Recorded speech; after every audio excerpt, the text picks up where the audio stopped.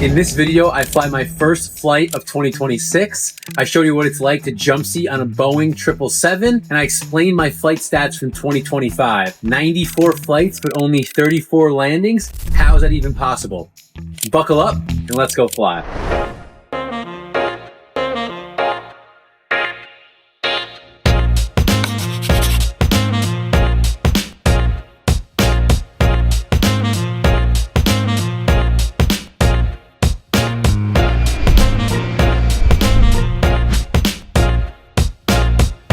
Beautiful people, welcome back to another video. If you're new here, my name is Pete. Some call me Pilot Pete. I'm a Boeing 767 airline pilot, and to prove it to you, here's a Boeing 767 flight deck. We're at Newark Airport bright and early to operate our first leg of the day, Newark to Memphis, Tennessee. Welcome aboard. We're up front on the Boeing 767, got here nice and early. Captain and the jump seater are on their way from the main office. I decided to stretch my legs and walk a little bit, and we're about to go pre-flight the 76. They just started loading. We'll go outside. Not too brisk, beautiful sunny day as you can see out there, and they just about fueled us up 34,000 pounds of gas today for our 2-hour and 34-minute flight from Newark, New Jersey to Memphis, Tennessee. What a beautiful day here in New York. 45 degrees, sunshine is out. If you live in the Northeast, you know it can get dark, cold, rainy during the winter time, so it's nice to have some sunshine blasted on the face as we're pre-flighting the 767,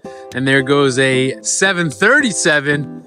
I don't have my flight radar out, so I couldn't tell you where it's going. My guess would be somewhere warm and tropical and beautiful, because that's where I would be flying if I didn't have to go work. 22 right for departure. I'll be pilot monitoring. Next stop is Memphis. Today's airplane we're flying is an E-Tops bird, which means it came from Paris. Haley Anna is our chariot today as we embark on our first leg. Got a coffee maker on board and a bunk. So for those who haven't seen previous videos, the E-Tops birds that go across the ocean and fly down to South America, they have bunks for the pilots to sleep in for the crew rest module. So I'll show you guys those as I get back onto the flight deck. So obviously we won't be using it. It's just me and the captain and one jump seater for a 2-hour flight. But this is what the bunk looks like. I've showed it a bunch of times on previous videos. If you want to see how I fit, you can go check those out. But there's a top and bunk in case there's ever 4 pilots on board. It's a little messy right now because it hasn't been cleaned. It gets cleaned in Memphis. So all the linens and pillows and blankets and stuff. And then usually the crew sleeps on the bottom. So I still pre-flight it to make sure it's all good, just because it's required to do so on our pre-flight inspection. And we'll jump up in the fright, get the performance, and be on our way. She said, take your time, with no rush.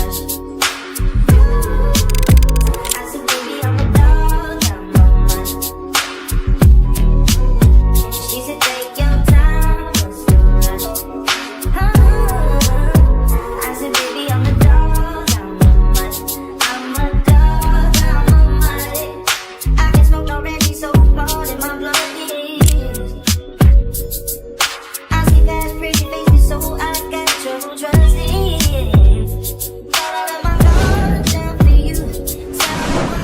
Just landed in windy Memphis, Tennessee. 7-6 handled well. Now crew bus back to ops, and I got a special, I don't know special, but I got a report to flight ops immediately.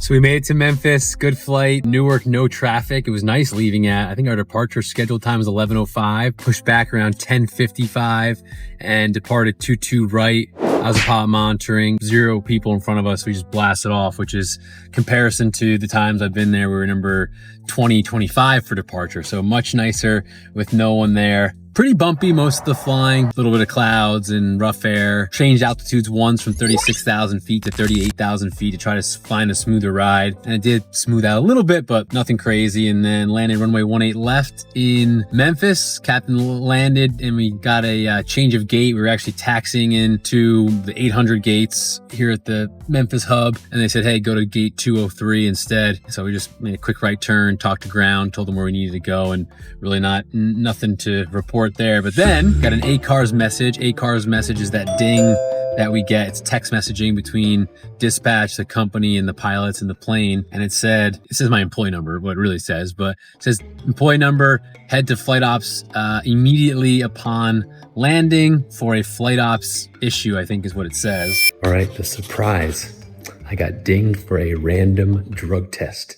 So that's where I'm walking to now to go hopefully pass this drug test. And this is what it was for. So your boy got caught for a drug test. People ask me all the time, you know, how often do you get drug tested, alcohol tested? This one was just, it says random.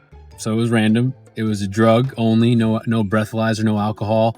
And I think in the 5.5 years I've been at this company, you get one right when you get hired, everyone does. And then from there it's random. This was might have been my third. I think it was my third. I definitely got random once in Indy. But yeah, so we'll call it 3 times in pretty much almost 6 years now at this point. But I've also gotten it like back-to-back months before. So long story short, don't do drugs, kids. Stay in school. Obviously, if you're a pilot, you'll learn very early on. Well, most drugs are illegal, number one, just to be a normal human. But marijuana, which is legal in a lot of states, I know, is still illegal for pilots to have any in their system. So I don't know my results. I can tell you right now, I don't do drugs. I don't drink alcohol. So unless something was in my turkey, bacon, eggs, or the creatine that I'm trying to put on muscle mass with comes up for a positive, I'll be all set. So got about an hour to go until the 777 jump seat. So I'll show you guys the behind the scenes on the 777, hopefully the airplane I'm flying soon. I got just enough time to head to the one and only Whole Foods, grab some hopefully chicken and something good to eat, and then we'll report right back, change out of the flight uniform, and be on our way. Got our Whole Foods lunch, got a little sun and fresh air, still windy as heck here in Memphis. Now we got about 4 minutes. We got to check in the jump seat back to Newark where it all started, but it's on a 777. It'll only be a 2-pilot crew, so it's a short flight, and that means the bunks are available. So if the captain's all right with it, I'll ask him or her if it's all right if I get a little bit of PD lay flats time down in the bunk. And the 777 is definitely the most comfortable airplane we have in the fleet to jump seat on. So I'll show you guys behind the scenes of that. And it should be a quick flight because A, the 777 goes really, really fast, and B, we got a tailwind pushing us to Newark. All right, so the crew already went out to the airplane. So I'll show you how we get to the airplanes here in Memphis, Tennessee. We basically go to outside and there's these shuttle buses, and then a kind man or woman will drive us to our gate. We tell them what gate we need to go to. So we're going to 459 today. There's usually sections like where the 76 parks, the MD 11 parks, and the 777, because you can only imagine wingspan of these airplanes varies, so they have to kind of put them at particular gates. So 400 gates is usually where the 777 goes. I just met with the pilots before. They headed out early and I just needed a minute or two, so I'm meeting them out there. And I'm not sure if they're turning or not, if they have a layover or if they are just starting their journey. Normally, the 777's not doing, you know, quick domestic hops unless we have heavy loads, which obviously we do. In fact, they put a 777 on it. So it's about a 7-minute drive out to the airplane. Normally, obviously, I'm wearing my pilot uniform on the way out, and this is usually where the crews are talking about the flight or just making small talk, whatever it may be. And this time is included in our kind of hour prior to departure. So we can meet at the ops area an hour before, and we go over the flight plan on our iPads together, talk about, you know, the entirety of the flight. They say that should take about no more than 20 minutes. Usually it's a lot quicker, but no more than 20 minutes. And then on the bus and at the airplane with about 40 to 35 minutes to go. They're kind of called our like time gates, our departure gates. So obviously they can be adjusted as necessary. You can go early, you can go a little bit later. Just making sure everyone's on the same page. You're safe, you're compliant, and the airplane, you know, gets to where it needs to go at the end of the day and do it as safely as possible. That took exactly 5 minutes from the bus to the airplane, so not too long at all. And we're at the gate 459 where the 777 awaits. She's a big girl, boys and girls, a little bit bigger than the 76. One day, hopefully I get to fly her. E-Top's bird, all the 777s are. And this will be hopefully future of Pilot Pete's endeavors, the 777. I just want to fly around the world and go to a bunch of countries and places I've never been, and this is the airplane to do it on. So one day we shall see.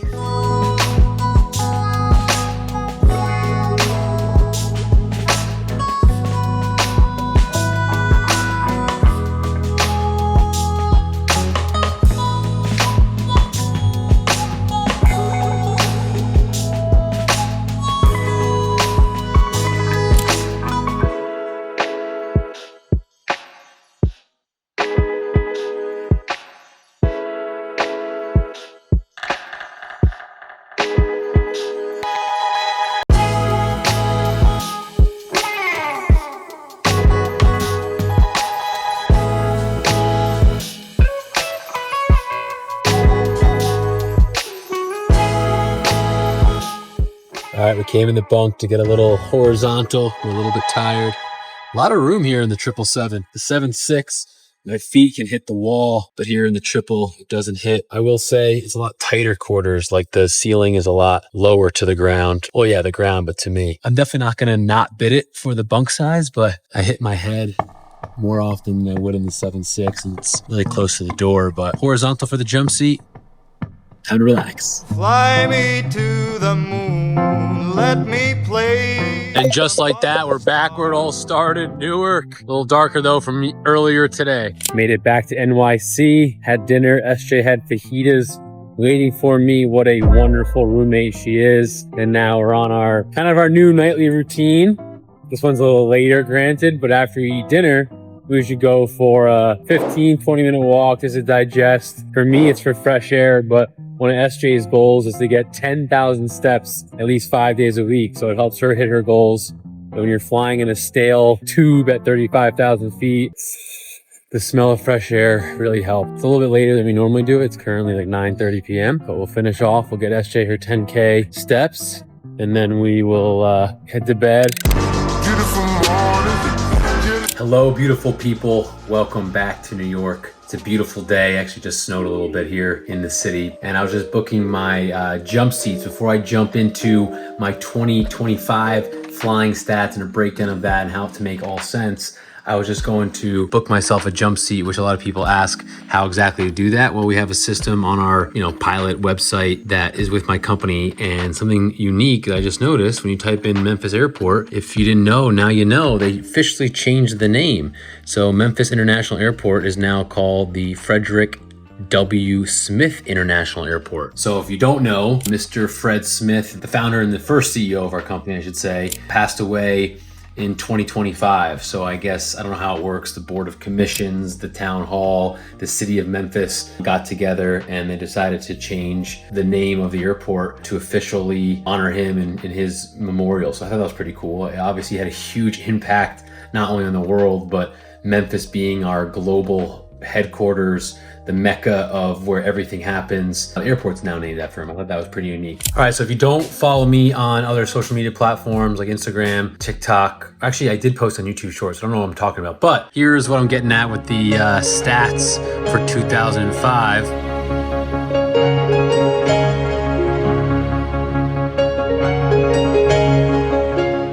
My flying wrapped 94 flights. So in our system, you just go online, you filter it by year. So I just Jan 1st of 2026, and it popped out all the flights. So I did 94 flights, which I was shocked by. That is so little. Just in comparison, my friend, who's a 737 captain at Delta, he just sent me his pairing. He's based at LAX. He's doing 39 legs in one 4-day pairing. Cause he's doing like Vegas, LA to San Fran, LA, San Diego, like something crazy. He's doing 39 flights in just like those 4 or 5 day pairing. I was like blown away. So people always ask me pros and cons. Why do I like this company over that company? There are pros and cons to all of them, but this is one of the reasons why I enjoy working where I work, because it's mostly 1, maybe 2 legs a day. Occasionally you'll have 3, but you ain't gonna catch Pilot Pete doing one of those flights. I can promise you that. So 94 total flights in the year 2025. 307 flight hours. So did the exact same thing, plugged in the amount of the dates, and it came up and spit me out my total flight time. So it was 307 hours flown. Basically, I forget the math on that. I can do it real quick, stand by. All right, so I did 307 flying hours divided by the 94 flights. My average per flight was 3.2 hours. 3 hours and 12 minutes is my average flight time. And that makes sense because probably the most frequently flown flight is from one of these airports, Newark or JFK to Memphis or vice versa. And that's just around 2.5 hours. It also incorporates your block time. So it's your taxi time, all that stuff is considered flight time. And then I had some longer flights. If you guys followed me around in 2025, I was doing a good amount of international, heading down to Buenos Aires. That flight's just over 8.5, 9 hours. Favorite flights of the year was just based on the destinations was Paris to Dubai, also over 8 hours. Did a good amount of transcons, LA to Newark, over 5.5 hours. And then I also had my normal Memphis to Raleigh Durham, Miami to Memphis, Atlanta to Memphis. Those are super, super short flights. So the average is about 3.5 hours. Continue on here. 212 miles flown. So this is a sneak peek behind the curtain for YouTube only. I made that mileage up. I don't really know what the total miles was. I was gonna go back and measure each one. Is it nautical miles? Is it air miles? What if you got holding? Do you count? I'm not doing that math, folks. Come on now. I got a life to live. I know there are apps out there like Flighty, I believe, where you can program each one of your thing. But again, that's direct line. So even when pilots show their miles flown, it's all hubra, it's all made up because it's just straight line distance. When you fly LA to New York and it says 2,800 nautical miles, well, you're not flying a straight line, right? You're flying up over Detroit and then down with the winds, or you're flying south towards Texas and El Paso and Phoenix because of the winds or the weather. So that's just a made up number. It's around there based on the mileage and the hours that I flew. It's probably honestly a little bit less, but again, are we talking nautical miles, regular muggle miles, air miles, holding miles? The list can go on and on. So 212 miles sounds good. We're gonna keep it in. This is not gonna be edited, obviously, but if you're curious how pilots come up with their total mileage, it's a guesstimate. It's the guesstimate that we, can figure out based on where we've gone to and how many times we've been there. All right, let's keep it rolling. And then I think it was 39 landings. This is the one that really got people kind of like, what the heck? 39 landings, but only 94 flights. So we're gonna break that down for you right now. So a lot of people were chirping at me in the video comments, whether it was on YouTube, TikTok, or Instagram. Pete, how is that possible? 94 flights, but only 39 landings? That's not even half. It doesn't make any sense. Some of you probably already figured this out, but in today's world, you have to explain yourself sometimes. So that's what we're gonna do. So how 94 flights worked, yes, I was a part of 94 takeoffs and 94 landings. I can rest assured and thank God that every time I took off, I also landed. I'm here to tell the story, which is a great statistic, which will wrap it up with that video. But going back to the point, the reason I had 94 total flights, but only 39 landings, I did not do the landing every single time. So how it usually works in the airline world, especially I should say at my airline, is when you first meet the crew and the first officer and the captain link up, usually the captain takes the first leg. Usually. Depends on his or her preferences. A lot of them, the ones that I enjoy flying with most, don't care. They know that we're equally qualified. Some of us, even FOs, have more hours than the captain, or even better than the captain in quotes. I'm not saying I am, I'm just saying I was a captain before for 3 years on an Airbus. I definitely wasn't the best pilot in the flight deck all the time is what I'm getting at. So the point being, captain set the tone. Hey, do you want to take the first leg or am I going to take it? Normally, the captain takes the first leg. So a big trip of mine, again, if you follow along in 2025, was a deadhead to Newark or a deadhead to JFK and then operate to Memphis. So when we deadheaded, then we'd meet up at, say, Newark, and we'd fly that first leg to Memphis where the trip technically ended and we'd switch crews. The captain would take that first leg. Well, there's one flight, 0 landings for Pete. Now, we're in Memphis, we do our normal workout, our non-negotiable, we eat our whole foods, get a shower in, and then it's time for our next leg of the day, but it's technically a new trip as far as our company is concerned. The next flight, I'm going from Memphis down to Miami. Well, guess what? New captain, they're gonna set the tone. Hey, I'll take us down to Miami. No problem. We take off, we land in Miami, 2 flights, 0 landings for Pilot Pete. Go back a little bit. Now we're going Miami to Memphis. 99% of the time, you're gonna say it's your leg. However, if there's weather in Memphis and we can only shoot a Cat 3 approach or need to do an auto land because the weather's so bad, first officers do not have the required equipment and the ability to do auto land. So we might be flying into Memphis, the weather's really low.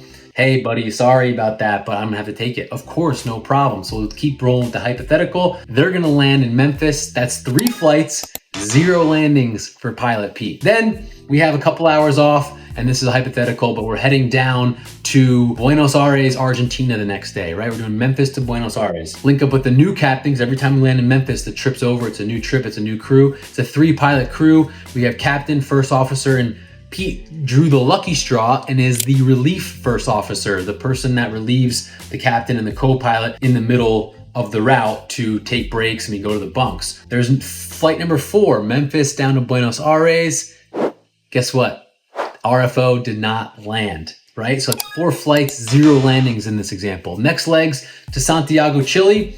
The FO maybe go home. The RFO becomes the FO in the situation, which would be me. And the captain goes, you know what? I've never landed in Santiago, Chile. It's a high airport with a lot of threats. We're flying at night. I need to get checked off by the check airman that's coming with us, which I've mentioned about before in previous videos. Guess what? They decided to take the leg again. So that's, I don't know where we're at. 5 flights, 0 landings for Pilot Pete. Finally, we're going Santiago, Chile back to Miami. They're like, you know what? I'm blessing you and allowing you to land the airplane, son. I trust you. And Pilot Pete, on his 6th flight, gets landing number 1. Probably a 10 out of 10 if we're counting points here. And that's, my friends, how you do 94 flights, but only 39 landings. And again, that's gonna vary at airlines. At my old airline, when I was flying at Delta, it would pretty much be an even split, because when you leave and fly, captain's first leg, then your leg, then their leg, then your leg, then their leg, and then the trip would end. It almost gets split up pretty evenly. But at my company, with the amount of deadheadings we have, with the RFOs and these longer flights, the fact that our trips start with a deadhead, and then a perfect example is I'll have a deadhead to Newark, like I was explaining. The captain will fly to Memphis, and then the next flight is Memphis to Newark with a back-end deadhead. It's the first time I'm meeting with both captains. The captain's gonna take it. So I just did 2 flights and got 0 landings. And honestly, I don't care. That's perfectly fine with me. I always joke when they are nice enough to be like, do you want the first leg or the second leg, or you wanna fly this one, do you care, blah, blah, blah. As long as they pay me the same, which they do, I could care less if I'm pilot flying or pilot monitoring. There's no difference for me. I have plenty of landings in the 767. I feel very, very comfortable in the airplane after 5.5 years of flying it. I'm one of those pilots that picks up on things pretty quickly. Once I get it, I get it. And you guys have been listening to my gradings. They're always in the 8s and the 9s. We haven't got that 10 out of 10 yet. Although some captains have graced me with a 10 out of 10. So what I'm getting at though, it doesn't really matter. Some pilots are gung-ho. Captain's gonna fly every single first leg every single time. Some pilots only won't like the pilot flying. It's a personal preference. Again, it's a job to me. I love my job. I'm grateful for my job. But at the end of the day, it's ranked pretty low on the priority list. It's just a job. I could care less if the captain wanted to fly 10 legs out of 10 legs and do every single landing. Knock yourself out. As long as my paycheck stays the same, that's all I care. Now to wrap up this video, the final best stat, boom shakalaka, 0 crashes.